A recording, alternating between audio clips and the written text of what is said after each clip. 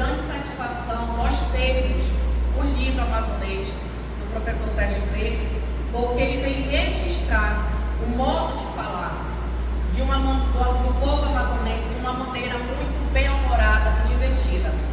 No entanto, que traz a sua máxima importância para se tratar do modo como esse povo se escreve ao mundo. Para apresentar o livro, queremos registrar a presença do magnífico reitor da Universidade Federal do Amazonas, UFAM, Silvio Puga. Está aqui nessa festa para celebrar o conhecimento de uma obra tão importante. Por favor, agora nós passamos a palavra ao magnífico reitor. Boa noite aos familiares, aos amigos, aos convidados, a todos aqui presentes. Dizer, primeiro, da alegria de estarmos aqui, onde a sociedade amazonense, a sociedade amazônica e a sociedade brasileira passam a ter, pela quarta oportunidade, de conhecer ainda mais a obra de um dos maiores professores da Universidade Federal do Amazonas, o professor Sérgio Freire. E dizer isso não é um pleonasmo, porque o professor Sérgio Freire, ao produzir essa obra, ele traz a nossa alma, a nossa raiz, o nosso sangue para o conhecimento dos mais diversos locais, seja no mundo todo, sobre o que é a nossa identidade. E o nosso estado, o Amazonas, é um estado jovem. Como província, tem 160 anos. Depois se transforma em estado, registra a nossa história. Nós somos jovens, enquanto raiz, enquanto identidade. E nessa jovialidade, nós precisamos nos autoconhecer. E a língua é a principal forma deste autoconhecimento, porque é ela que nos congrega, é ela que faz com que nós nos irmanamos. E o que seria de nós sem o amazonês? Talvez conhecêssemos a nossa realidade através de grandes obras que existem, não resta dúvida, mas essa em particular, essa especificamente, ela traz um diferencial para todos nós. É porque ela resgata os termos populares, as formas que a nossa população fala, o nosso dialeto. E o Sérgio teve a capacidade, a inteligência e a sagacidade de fazer nessa percepção um brinde para todos nós. Portanto, quem sou eu para falar de amazonês? Penso que o próprio autor é a pessoa mais do que indicada para falar dessa importante obra que reflete a nossa alma, a nossa identidade e, sem dúvida, é um dos motivos de orgulho da nossa universidade, da Universidade Federal do Amazonas e da Faculdade de Letras, ter nos seus quadros um professor do quilate, da altura do professor Sérgio Freire. Professor, receba os nossos parabéns, na certeza de que essa obra, para o conhecimento daqueles que ainda não conhecem, servirá de grande valia como meio de reflexão da nossa identidade. Muito obrigado.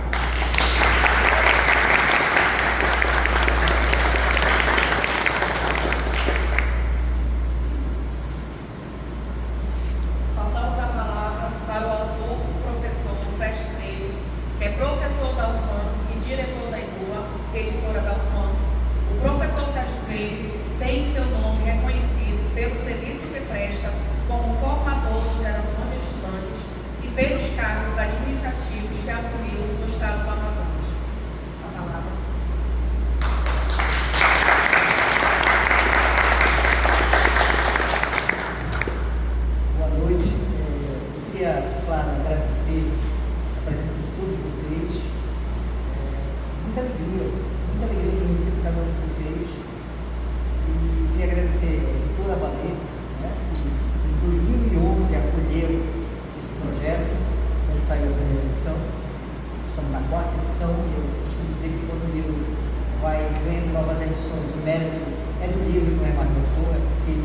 realmente, né, foi acolhido por seus leitores. Queria agradecer as palavras carinhosas do meu amigo, reitor da Universidade Federal de Amazonas, professor Silvio Dutra. E queria agradecer também ao Nubel por essa acolhida, né? Me sinto muito bem nessa casa, esse ambiente maravilhoso, nessa exposição rica, muito significativa de fotógrafas, mulheres, né? Então, nesses momentos, nesses tempos em que a gente vive, eu acho que isso tem um significado muito especial e eu muito feliz de estar aqui nesse momento, nesse espaço agradável, com esse significado. Eu vou falar rapidamente sobre o livro, porque a gente tem aqui um produto, né, que tem uma história, e a gente precisa entender um pouco dessa história. Eu não quero me alongar muito, mas eu acho importante resgatar um pouco de como nós viemos do ponto de vista de linguagem, nossa linguagem oral amazonense. E para isso eu vou voltar um pouquinho no tempo, ou até 2000 a 2005, foi a época que eu fiz doutorado na Unicamp, tive o privilégio de ser orientado pela professora doutora Orlante, né, que é uma referência na área dos estudos do Brasil. E na Unicamp tem uma coisa muito interessante: você estuda numa área específica, mas você tem que fazer 2 qualificações de área e outras áreas que não a sua, para evitar ficar bitolado só naquela coisa. Então, e na época, uma das áreas obrigatórias era a área de sociolinguística, que é uma área dentro da linguística que trabalha exatamente com a relação sociedade e linguagem. Então, nós tínhamos que fazer um trabalho chamado de qualificação diária dentro dessa área de sociolinguística. E eu fiquei pensando o que fazer. E o amazonês, que a gente chama carinhosamente de amazonês, surgiu naquela época, porque o meu trabalho final foi exatamente um pequeno glossário do nosso falar amazonense, né? Com algumas reflexões pedagógicas. Foi um artigo acadêmico que, inclusive, tem incluído no livro. Como utilizar isso pedagogicamente, que é um dos objetivos do trabalho, né? Servir de instrumentalização também para professores que têm por função apresentar a língua portuguesa padrão, a norma de investimento na escola, sem desconsiderar o que a gente já traz de fábrica, que é a nossa oralidade, que é o nosso amazonês. Então eu fiz esse trabalho e a partir dali, isso era 2002, 2003, esse trabalho cresceu, né? Fui tomando corpo, até sair a primeira edição, conversando com o professor e amigo Tenório Teles, na época, né? Na direção da Valeta, direção editorial, e o Tenório, um grande amigo, um irmãozão, que eu disse: a gente tem que publicar isso. E a Valeta acolheu esse projeto. E foi um projeto muito bem sucedido. É um livro pelo qual a gente tem muito carinho, porque tem um público muito amplo. Todo mundo gosta de falar de si, e a gente está aqui nesse livro, na nossa linguagem. Além de nós, amazonenses, também tem um público externo. É um dos presentes mais dados para quem chega em Manaus, quando tem congressos, e a UFAM recebe vários desses congressos nacionais, muita gente tem perguntado ao professor como é que a gente faz para adquirir o livro para colocar na cestinha do congresso, na bolsinha do congresso. Isso é motivo de muito orgulho para a gente. E aí veio a segunda edição, veio a terceira edição e agora a gente está na 4ª edição, que tem uma mudança bem substancial. Nós revisamos o livro todo, mudamos alguns exemplos, tornamos o livro mais leve, porque esse também é um objetivo, né, que não seja um livro maçante, pelo contrário, é um livro divertido. A gente pensou em fazer um livro divertido também, para tirar um pouco dessa rigidez, sem perder o rigor acadêmico, que é um dicionário que segue todas as tecnicalidades da lexicografia, que é a área da linguística que trabalha com dicionário.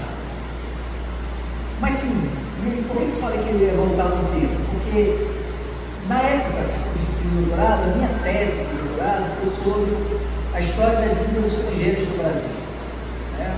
Voltado principalmente com foco na legislação educacional. Eu me lembro da primeira conversa que eu tive com a orientadora, eu disse assim: professor, eu queria trabalhar com a história do inglês. Eu disse assim: você sabe que se eu falar do inglês estrangeiro, você vai ter que falar das outras línguas estrangeiras, né? Ok, mas para você falar de língua estrangeira, você tem que falar de língua materna, né? O trabalho ia aumentando, assim, ela conversando comigo, imaginando o tamanho do trabalho, né? Ia crescendo.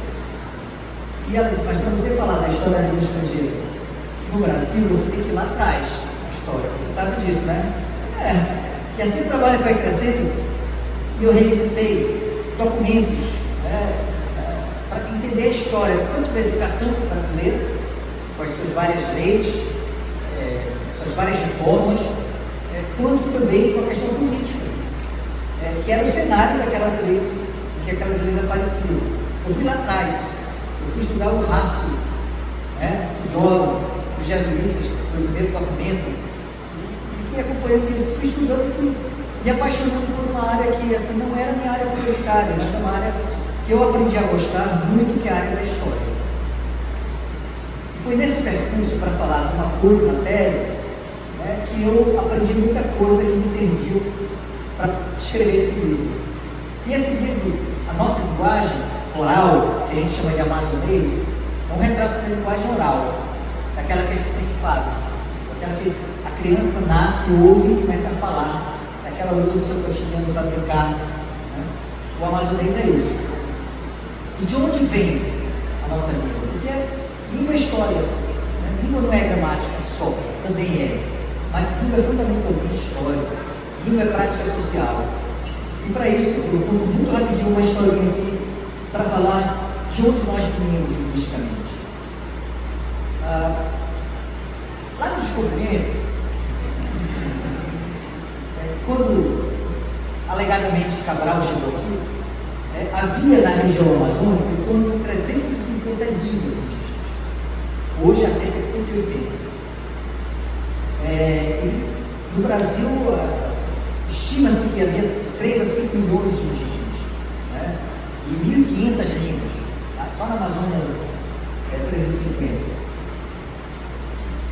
E aí, o que aconteceu? O Brasil, os portugueses chegaram aqui, e aí a cruz e a espada vieram politicamente para dominar o país, encontrar os indígenas aqui, e junto com a política, na época do João II, vieram também os jesuítas, com a missão de catequizar os gentios e os índios. Só que eles tiveram um problema. Os jesuítas vieram com Tomé de Souza em 1549, lembrando um pouco da história, do Brasil. E chegaram em Salvador, Tomé de Souza fundou Salvador, foi a primeira capital. E os jesuítas tinham uma função de catequizar os índios, só que eles tinham um problema. Eram 1.500 línguas. E a gente às vezes pensa no índio genérico, um índio com uma peninha, todo mundo fala a mesma coisa, pensando no mesmo jeito. Na verdade, você imagina, o Brasil, do ponto de vista da linguística indígena, dos grandes referenciais disso, da professora Leodália, era a professora Leodália, mesmo sendo referência, da Universidade de Brasília, ele disse assim, o Brasil tem 4 grupos linguísticos indígenas, que é o Tupi, o Aruac, o Mapurugê e o Caribe. Para a gente entender que são campos linguísticos, é mais ou menos assim. Latim é um campo linguístico, então daí vem francês, português, espanhol, O anglo-saxão é outro campo linguístico, línguas asiáticas, japonês, chinês, são de outro campo linguístico, são as famílias linguísticas. Então a gente aqui no Brasil tem 4 campos linguísticos, cada campo com várias famílias. Então são povos diferentes, com culturas diferentes, línguas diferentes. Imagina o tamanho da bronca dos jesuítas para catequizar esse povo. E qual foi a ideia então, que os jesuítas tiveram? Lá no século XVII, passou um bom tempo aí, eles bateram cabeça e não conseguiram catequizar os índios por causa da diversidade linguística. Eles tiveram a ideia de fazer uma língua franca. O que é uma língua franca? É uma língua de contato. É o que o inglês hoje é, por exemplo, no mundo, Então, você falar inglês, você viaja, você vai ter alguém que fala inglês, é uma língua que às vezes alguém no Indonésio vai falar com um argentino em inglês na Inglaterra, porque eles não falam. É uma língua que serve, uma língua franca, uma língua de internet. Então, os jesuítas pegaram o tupi paulista e usaram o tupi como base para fazer o que foi chamado, conhecido como língua geral paulista. Então, a língua geral ela serviu como uma espécie de inglês da época, do século XVII. E aí eles começaram, então, a ensinar essa língua para os índios, para as várias etnias, como segunda língua, para catequizar. Essa era a função. Para catequizar os índios. Só que, conseguiram fazer isso, mas ao mesmo tempo eles deram aos índios um instrumento de resistência. Porque os índios não falavam entre si, por causa dos idiomas diferentes. Passaram a ter também o idioma franco para resistir aos portugueses. Isso enfureceu Portugal, né? Dom João II ficou muito chateado com isso, com os jesuítas. E aí, na época, em 1755, Marquês de Pombal, então grande e poderoso de Portugal, baixou um alvará, um decreto chamado Alvará Pombalino, proibindo o ensino de outras línguas, o uso de outras línguas que não fosse português. Foi a primeira ação voluntariosa sobre a língua. E aí, com isso também, o mesmo alvará, ele expulsa os jesuítas do Brasil, porque os jesuítas estavam prejudicando o comércio, prejudicando o poder da coroa portuguesa. Isso foi em 1755, em 1757, 2 anos depois, baixado um outro decreto chamado Diretório dos Índios, né, e esse atingiu aqui a nossa região norte. Nesse decreto também, a mesma coisa, né, expulsaram os jesuítas e criaram os aldeamentos, ou seja, os índios teriam que ser aldeados, colocados em aldeias, né, sob o domínio do português e obrigados a falar português. Eram perseguidos se falassem suas línguas nativas. Ora, a língua geral, e aí eu faço a referência com muito orgulho ao trabalho do meu tio, de Velho Manuel Lessa Freire, né, um livro chamado Rio Babel, a história das línguas amazônicas, que conta essa história, a fundo, foi a tese do doutorado dele.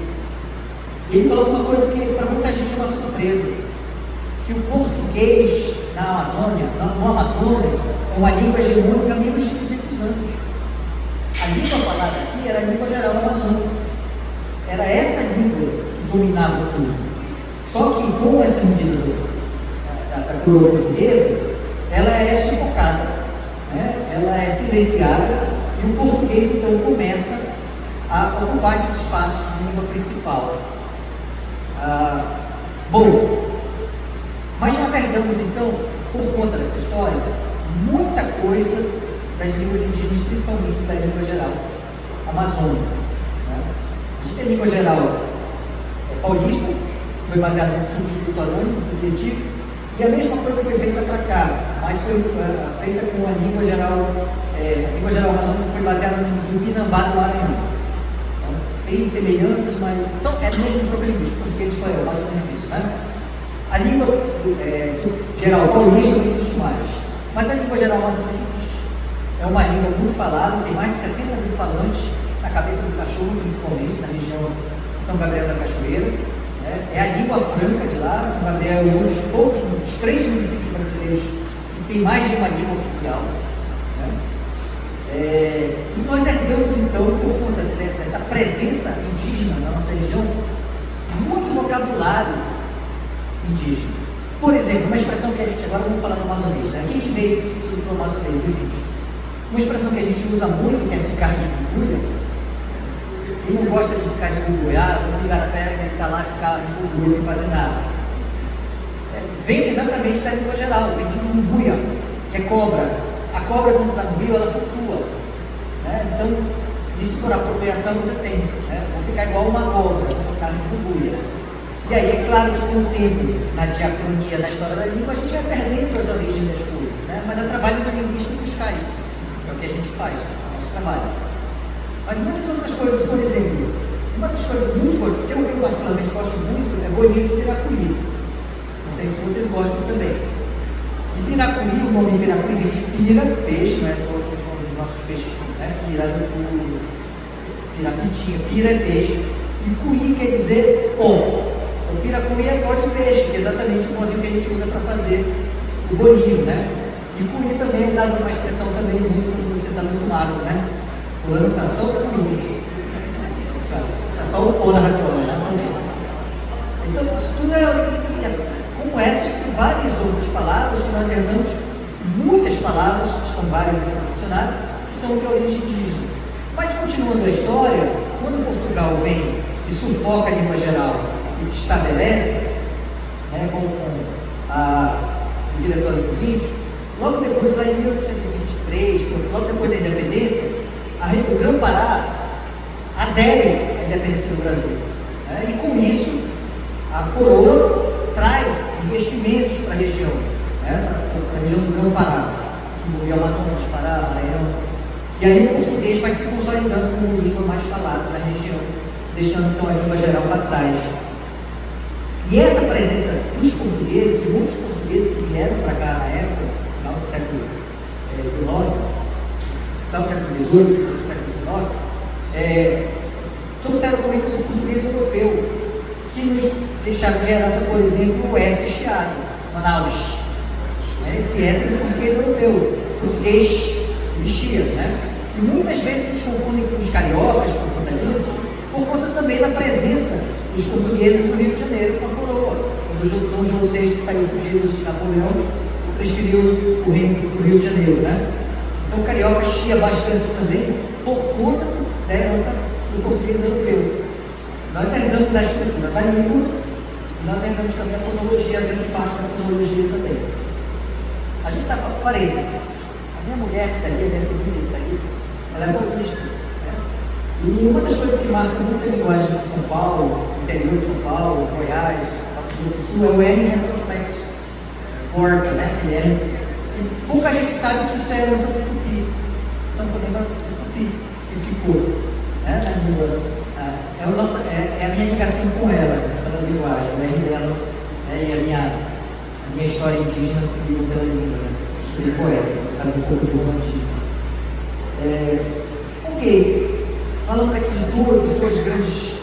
duas grandes fontes do nosso português oral, que é a linguagem indígena e o português europeu. Mas a história continuou. O que aconteceu? Em 1890, começa o grande ciclo da borracha, né? Vai de 1890, 1920, o primeiro ciclo da borracha. E cadê a mão de obra dos seringais? Não tinha. Quem veio para cá? Nordestinos, fundamentalmente cearenses. Conta o Samuel Small, nos seus livros, que mais de meio milhão de cearenses vieram. 500 mil cearenses. E trouxeram a sua cultura, e trouxeram a sua linguagem. E nós herdamos palavras como escangalhado, vigilhado, égua. É nossa herança dos cearenses. Né? Eles vieram para cá no primeiro ciclo da borracha e fugiram da grande seca do Nordeste também. Quando estamos contando a história, em 1880 o Nordeste sofreu uma grande seca e teve um grande êxito e acabou calhando, né? Eles fugindo da seca, buscando trabalho nos seringais amazonenses. E a gente conhece a história da Bela Época. Só que depois tem a debateira do ciclo da borracha, né? E tem outra coisa, mas já estavam aqui os cearenses e aqui eles ficaram. E nós somos, né, descendentes de cearenses, muitas de nós, bisavós, avós, né? E eles vieram para cá para trabalhar, desbravar, para ir para os seringais e deixaram para a gente a sua linguagem também, acrescentando a herança que a gente já tinha dos termos indígenas, acrescentando a herança que nós recebemos da estrutura do português europeu, da língua, da fonologia do português europeu, mas não parou por aí, porque começa a guerra, a Segunda Guerra da década de 40, e a Segunda Guerra foi de 42 a 45, né? E em 1942, logo começa a guerra, o Brasil assinou um acordo com os Estados Unidos, em que os Estados Unidos se comprometem a investir dinheiro pesado no Brasil, desde que o Brasil mandasse matéria-prima para ajudar na guerra. Né? E uma das matérias-primas era a borracha, para o pneu de avião. O presidente Getúlio Vargas então disse: precisamos de soldados, mas não soldados para ir para a Itália, para lutar na guerra da Europa. Nós precisamos de soldados para ir para a Amazônia, coletar látex dos seringais. E ele colocou então vários nordestinos e de novo vários cearenses, dessa vez 60 mil cearenses que vieram para cá. A história é muito bonita, contada pelo Samuel Benchimol, né? Ele dizia assim: vários cearenses partiam do porto de Pecém, do Ceará, e o kit era uma calça jeans, um maço de cigarro e a esperança. Muito bonito isso, né? Mas chegaram aqui e se empenharam em estrutura nenhuma, iam para os seringais, viraram praticamente escravos, porque é aquela coisa que está na novela Renascer que vocês estão vendo lá, né? Que o cara coloca para trabalhar e fornece comida e acaba escravizando e tal, e foi muito duro para os soldados da borracha, né? Que a gente conhece, né? Os soldados da borracha, que tiveram um reconhecimento muito tardio da sua importância. E essa segunda leva, né, do segundo ciclo da borracha, acabou mostrando a importância realmente do povo nordestino e fundamentalmente do cearense na constituição da nossa cultura e da nossa língua. Então esse é o caldeirão que formou a nossa linguagem oral. São os índios, são os portugueses, né, português europeu, e os cearenses.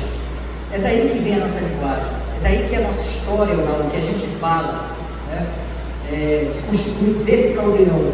Essa história é nossa, como tem o gaúcho tem a história deles, os mineiros têm a história deles, os baianos têm a história deles, né, com uma grande influência, por exemplo, da linguagem, né, afro-brasileira, da afrodescendência, da Bahia, sabe? Quer dizer, cada povo tem a sua história, cada povo tem a sua linguagem, e é aqui que a gente chega, eu queria chegar contando essa historinha. A linguagem é um dos mais fortes índices de identidade do povo, junto com a gastronomia, junto com o folclore. Então a linguagem é um patrimônio material do povo. Por isso que é importante a gente estudar a linguagem. Por isso que é importante a gente valorizar a linguagem. E o amazonês, esse livro, eu me sinto muito orgulhoso, porque eu sei que como instrumento linguístico, objeto de produto acadêmico, ele ajuda nesse processo de valorização. Quando eu comecei a pensar nesse material, a linguagem oral amazonense ela tinha um lugar simbólico muito ruim. Era a linguagem do caboclo, era a linguagem do bodozal. Quem falava assim era desconsiderado, desprestigiado socialmente. Mas isso mudou. De 10 anos para cá, a nossa linguagem ganhou outro lugar simbólico. A nossa linguagem agora é a capital. As pessoas fazem camisa, fazem caneca, vestem, usam bonés, com orgulho do que a gente fala. E eu acho que esse é um dos grandes objetivos atingidos por esse livro. É o objetivo de ajudar na valorização da nossa linguagem, da nossa identidade, uma linguagem da qual a gente deve se orgulhar muito profundamente.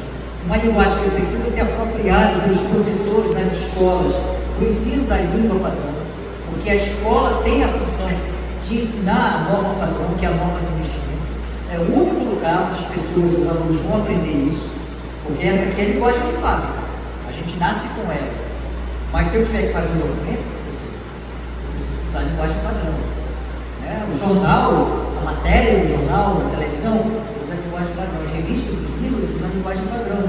Só que a gente não tem isso de fato, a gente precisa aprender isso. E a função de ensinar isso é da escola. E é inteligente o professor que ensina essa variedade padrão da língua, usando o que o aluno já tem de linguagem. Para terminar, eu conto uma história de uma aluna que eu tinha na especialização, que ela chegou e a gente estava falando exatamente disso, né? Que não há língua melhor nem pior, há variações, e que a gente precisa ser poliglota na nossa própria língua para usar uma expressão um gramático, que é o Evangelho Bechar, que tinha uma sensibilidade linguística, embora fosse gramático, muito maior que o linguística, inclusive. E a gente diz isso, a gente precisa ser poliglota na nossa própria língua. Eu preciso falar mais língua quando eu estou comprando peixe na feira. Eu preciso falar mais língua quando eu estou dando aula. Eu preciso falar mais língua quando a gente está no lançamento do livro. Língua é roupagem. Eu preciso saber usar as roupas corretas, os momentos corretos. Por isso que para a gente, linguista, língua é adequação. O que é adequado naquele momento, naquele mundo, naquelas pessoas. E essa aluna chegou comigo, e você disse assim, professor, eu tenho um problema muito grande, eu dou aula normalmente, na Zona Leste de Manaus. Eu estou tendo uma dificuldade muito grande, porque eu tenho que ensinar para os meus alunos da língua padrão e eu não consigo chegar neles. É uma coisa que não atrai, é como se fosse uma língua estrangeira o português. Aí você fica pensando, né? Nossa, considerar a sua própria língua como língua estrangeira tem alguma coisa errada nele. Aí o que eu faço? Olha, eu acho que você poderia usar, por exemplo, uma ideia que não é minha, que é de outros linguistas que têm trabalhado com isso, né? Como o professor Marcus, professor da Universidade Federal de Pernambuco, um dos grandes referenciais da linguística aplicada, que é o uso e o estudo da língua na escola, ele dizia assim, ele escreveu um livro maravilhoso chamado A Oralidade para o Escrito. Como é que você vai chegar no aluno para ensinar a língua padrão? Usa a oralidade que ele já tem. Ele já tem. Está aqui, olha, a gente já tem isso aqui. O garotinho que está lá, não veio para a escola, que está falando isso aqui. Já fala, nem com nojo, Telés gosto não, quero não, está quente. São marcas do nosso amazonense, a gente enfatiza repetindo, né? Corri, mas não peguei hoje. Falei, mas não estou ouvindo não. Está quente que sobe. Tomar banho, Amazônia, uma banheira. A amazonense já tem 20 anos aqui, já está fluente a amazonense. E aí eu disse para ela, usa a ideia do Marcos. Pede para eles contarem a história, depois tu escreve isso na redação, fazendo uma exposição para ele, pode fazer. Ela, vou tentar. Aí depois ela veio contar, muito feliz da vida, que ela tinha conseguido fazer isso. O professor foi muito legal, porque eu disse assim, me conta o que vocês fizeram no final de semana. Aí ele disse, professor, a gente foi bater o pé-bol. E aí, o pé-bol teve uma porrada lá no galerão, os galera começaram a se comer na porrada. Aí teve um que puxou uma faca lá que começou a esticar o outro. O negócio foi feito. Aí ela, ok, interessante a história. Mas vamos escrever essa história? Vamos lá. Domingo a gente vai jogar pé-bol. Pé-bol não, pé-bol dá pra gente falar. Se a gente escrever, a gente vai ter que falar, né? Escrever de outro jeito. O quê? Futebol. Com domingo nós vamos jogar futebol e tal. Aí teve porrada a gente fala, né? Mas não dá falando porrada. Ah, teve o quê? Teve uma briga e tal. E começou a fazer essa disposição. E eles começaram a falar de si usando a língua. E essa é a chave. Nós gostamos de falar de nós mesmos. E é por isso que as pessoas gostam tanto desse livro. Porque você abre esse livro e diz, eu falo isso. Esse aqui sou eu. Eu estou aqui. E essa é a história do amazonismo, de onde vem a nossa língua oral. E esse é o nosso objetivo como linguista, como professor da Universidade Federal do Amazonas. Há 32 anos sou professor da nossa universidade. Uma universidade que é a minha alma mater, ou seja, eu me formei na graduação lá. Fiz mestrado na UFAM, fiz doutorado na Unicamp, né, com a bolsa do CDT. Então, eu estudei em escola pública, eu estudei numa universidade pública, e o mínimo que eu posso fazer é desenvolver. É o mínimo que eu posso fazer. Isso é uma espécie de evolução. Eu fico muito feliz quando eu sou convidado para escolas, por exemplo. Fui convidado para uma escola agora, lá na Cidade Nova, na Semana de Literatura, estamos chamados lá, e encontrar na biblioteca um livro amazonês. Porque isso é nossa identidade, porque é uma sensação imensa de dever cumprido. E agora a gente tem esse desafio sempre de pensar nas novas edições, porque a língua é viva. Algumas expressões vão ficando para trás, porque a cultura vai mudando. Minha mãe contou muito a nossa cultura quando a gente era criança. A gente queria jogar bola da tarde, ela contava curica, não, da tarde, não. A expressão cortar curica, por exemplo, é do tempo do meu menino, para usar a expressão do professor de Deus. Porque a gente brincava de curica. E para quem não sabe o que é curica é o papagaiozinho que a gente fazia de jornal, né? Cortava e tal. E a expressão cortar curica, no sentido de tirar o cortar barato, né? Sumiu.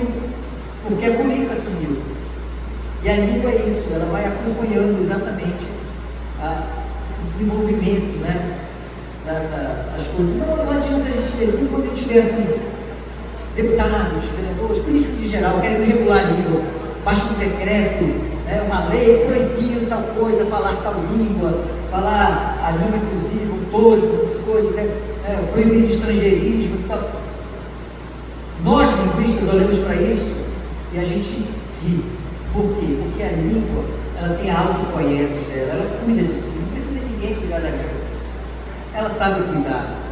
Né? Ela recebe palavras como, por exemplo, deletar, né? Mouse, que vieram junto com a tecnologia da informática, mas ela diz, ok, a gente precisa dessas palavras, mas vai entrar na língua, mas vai entrar do meu jeito. Por quê? Porque é o seguinte, o verbo vira deletar, então eu deleto para jogar essa língua. Mouse, em inglês, plural é irregular, né? Mais. Mas se eu estou falando do computador, eu dizia, estou com um problema, tanto esse computador aqui como o outro quebrado, eu tenho que comprar 2 mouses. Então entra, mas entra do meu jeito. Então a língua se defende. Né? Os puristas da língua, né, normalmente eles vão ficando para trás. Teve uma época que a palavra futebol, que hoje representa um dos traços da identidade, é caidinho, né? Enfim. Mas futebol está ligado intimamente com a cultura brasileira. Foi uma palavra que era considerada estrangeirismo quando ela veio, né? Porque veio exatamente do futebol, do inglês. E a proposta dos turistas era que não usasse futebol, porque é estrangeirismo. Vamos usar logopédia. Ninguém sabe o que é logopédia. Não pode usar abajur, não usar quebra-luz. Então a língua vai aceitando, mas isso fica, isso vai, isso fica. E é ela que decide, são os falantes que decidem. Não sou eu que lista, não é o político que quer controlar a língua, bobagem. A língua é um organismo vivo, que se cuida, mas também precisa de cuidado. E registrar a língua é a tarefa do linguista, como registrar a cultura da cidade. É como faz o professor Marcos Severino, lá do curso de arquitetura, estudou a obra do Severino, por exemplo. É a função do arquiteto. Estudar doenças tropicais é a função dos médicos, do nosso hospital, de Vargas, do pessoal do hospital tropical também. Então a gente que está na ciência tem a função de descrever e explicar. É o que a gente faz no nosso espaço de estudo, lá na Faculdade de Letras, com a Amazonês. Eu entrego para vocês agora a quarta edição, com o apoio da editora Valena, que eu de novo agradeço, porque sempre apoiou. E a editora Valena faça o seu registro. É uma editora que tem uma fundamental importância no resgate da cultura, da literatura, da linguagem, enfim, de todas as áreas daquilo que compõe a cultura amazonense. Que seja registrado isso sempre que possível. Obrigado e parabéns a Valena pelo seu belo trabalho. É isso, eu falei demais. Mas se deixarem falando muito mais, porque a linguagem é uma das coisas que me fascina. Foi por isso que foi a toa que eu entrei nessa seara aí, tá bom? É isso, muito obrigado.